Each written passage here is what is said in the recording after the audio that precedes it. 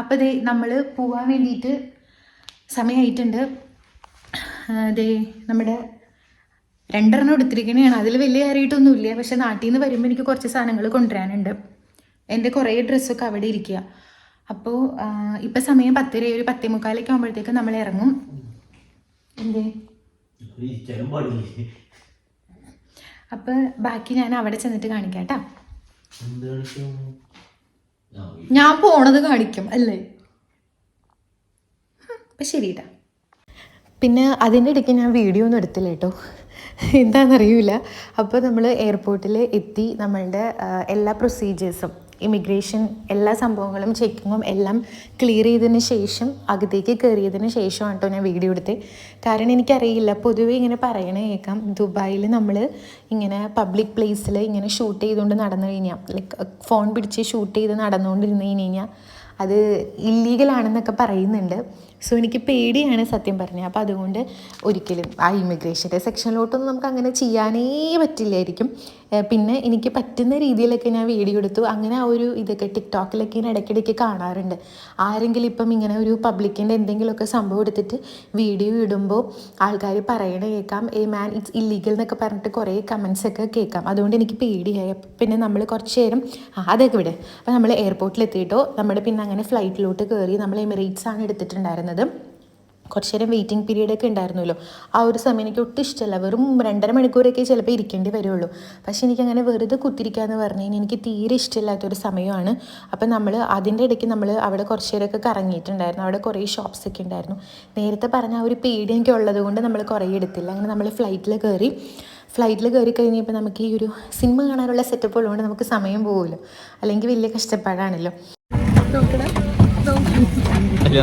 ഇതിന്റെ കഥ ഞാൻ പിന്നെ പറഞ്ഞോളാം. നമ്മൾ 4 സീറ്റിൻ്റെ അതാ ബുക്ക് ചെയ്തിട്ടുണ്ടായിരുന്നേ. അപ്പം തൊട്ടപ്പുറം 2 സീറ്റ് വേക്കൻ്റ് ആയിട്ട് കിടക്കണ്ടല്ലോ. അപ്പം എൻ്റെ ഏട്ടൻ ഇങ്ങനെ പ്രാർത്ഥിക്കായിരുന്നു, ഈശ്വര ഒരു സുന്ദരിയായിട്ടുള്ള യുവതി വന്നിരിക്കണേന്ന്. പക്ഷെ വന്നിരുന്നത് ഒരു അമ്മൂമ്മയായിരുന്നു. അപ്പോൾ അതിൻ്റെ സങ്കടമായിരുന്നു ഏട്ടൻ്റെ മുഖത്ത്, അതിൻ്റെ സന്തോഷമാണ് എൻ്റെ മുഖത്ത്.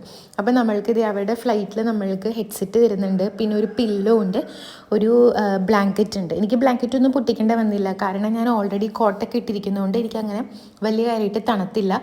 പിന്നെ ഇത് അവർക്ക് നമ്മുടെ ഒരു ഇൻസ്ട്രക്ഷൻ ഉണ്ടല്ലോ, ഇങ്ങനെ ജാക്കറ്റിൻ്റെയും ഓക്സിജൻ്റെയും അതിൻ്റെയൊക്കെ ഒരു എന്താണ് ഇതിനെന്താ പറയണേ, ആ ഒരു സംഭവം എഴുതിയത് പ്രിൻ്റ് ചെയ്തിട്ടുള്ളതൊക്കെ നമ്മളുടെ സീറ്റിൻ്റെ അവിടെ തന്നെ ഉണ്ട്. ഏട്ടൻ ബ്ലാങ്കറ്റൊക്കെ പൊട്ടിച്ച് മൂടി പൊതിച്ചിരിക്കണ്ടായിരുന്നു, കാരണം ഏട്ടൻ ജാക്കറ്റ് എടുത്തിട്ടുണ്ടായിരുന്നില്ല.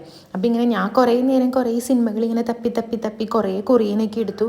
പക്ഷെ കൊറിയൻ എന്താ പറ്റിയെന്ന് വെച്ച് കഴിഞ്ഞാൽ ഞാൻ എടുക്കുന്ന കൊറിയൻസിനൊന്നും സബ് ടൈറ്റിൽ ഉണ്ടായിരുന്നില്ല. അപ്പോൾ എനിക്ക് കാണാൻ പറ്റുന്നുണ്ടായിരുന്നില്ല. ഏട്ടൻ പിന്നെ ഏതാണ് മലൈക്കോട്ടെ വാലിബനൊക്കെ ഇരുന്ന് കാണാനുണ്ടായിരുന്നു, വേറെ ഒരു സിനിമയും കിട്ടാത്തതുകൊണ്ട്. പിന്നെ അങ്ങനെ ഫ്ലൈറ്റ് എടുക്കാൻ വേണ്ടിയിട്ട് പോവുകയാണ്. അപ്പം നമ്മളുടെ ഇൻസ്ട്രക്ഷൻസും സംഭവങ്ങളൊക്കെ ഇവരുടെ ഇങ്ങനെ ആ ഒരു വീഡിയോയിൽ തന്നെയാണ്. ഞാൻ ഓർക്കാറുണ്ട്, ഇതാണ് കേട്ടോ നല്ലത്.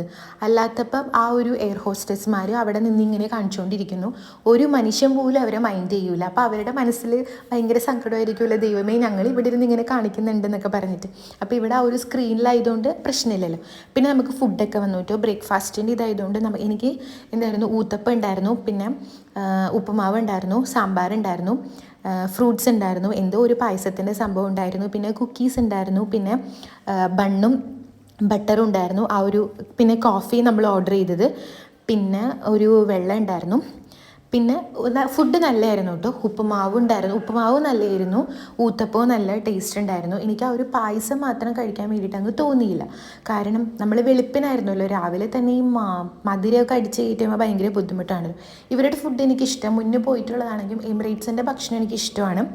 പിന്നെ ഏട്ടൻ വെജിറ്റബിൾ ഓംലേറ്റോ അങ്ങനെ എന്തോ പറഞ്ഞിട്ടുള്ള സാധനമായിരുന്നു, അതും നല്ല ടേസ്റ്റ് ഉണ്ടായിരുന്നു കേട്ടോ.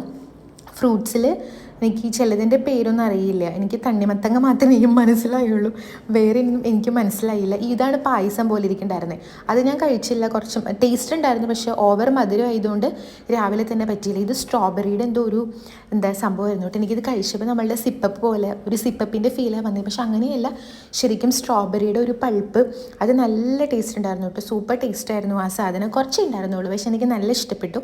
പിന്നെ ലാസ്റ്റ് ഞാൻ നേരൊക്കെ കണ്ടു, പിന്നെ എനിക്ക് വീഡിയോ ഒന്നും ഷൂട്ട് ചെയ്യാൻ പറ്റിയില്ല. അത് കഴിഞ്ഞിട്ട് ഞാൻ പിന്നെ വീഡിയോ ഒന്നും എടുത്തില്ല കേട്ടോ. എനിക്ക് ഷൂട്ട് ചെയ്യാൻ പറ്റിയില്ല. കാരണം എന്താ പറയുക, എനിക്ക് ആ ഒരു ഫ്ലൈറ്റിൽ നല്ല ഉറക്കം വരണ്ടായിരുന്നു. പക്ഷെ ഫുഡിൻ്റെ മണം അടിച്ചപ്പോൾ ഞാൻ എഴുന്നേറ്റു എന്നൊക്കെ. ഞാൻ നന്നായിട്ട് ഉറങ്ങിക്കൊണ്ടിരിക്കണായിരുന്നു. ഒരു മണിക്കൂർ ഉറങ്ങി. അത് കഴിഞ്ഞപ്പോഴേക്കും എൻ്റെ മൂക്കിൽ അവരുടെ ഭക്ഷണം കൊണ്ടുവന്നപ്പോഴത്തേക്കും അതിൻ്റെ മണം അടിച്ചു. അപ്പം ഞാൻ എഴുന്നേറ്റ്. പിന്നെ എനിക്ക് ഉറങ്ങാൻ പറ്റിയില്ല. അതുകൊണ്ട് ആ ഒരു എന്താ പറയുക, ഉറക്കം കണ്ണ് അടഞ്ഞടഞ്ഞ് പോണുണ്ട് താനും. പിന്നെ എനിക്ക് ഉറക്കവും വരണില്ല. അങ്ങനെ നേരൊക്കെ സിനിമ കണ്ടിരുന്നപ്പോൾ അതുകൊണ്ട് അത്ര ഉഷാറുണ്ടായിരുന്നില്ല. അപ്പോൾ പിന്നെ ഞാൻ ഉള്ള വീഡിയോ ഒന്നും എടുത്തില്ല. അന്നത്തേൻ്റെ ഇത് കണ്ണിലൊക്കെ എന്തൊക്കെയോ ഉണ്ടായിരുന്നു.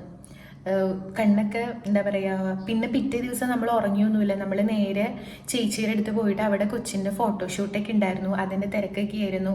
അപ്പം അന്ന് ഞാനൊന്നും വീഡിയോ എടുത്തില്ല. കാരണം ഉറക്കം അങ്ങോട്ട് ശരിയാവാത്തതുകൊണ്ട് അതിൻ്റെ പ്രശ്നങ്ങളൊക്കെ ആയിരുന്നു.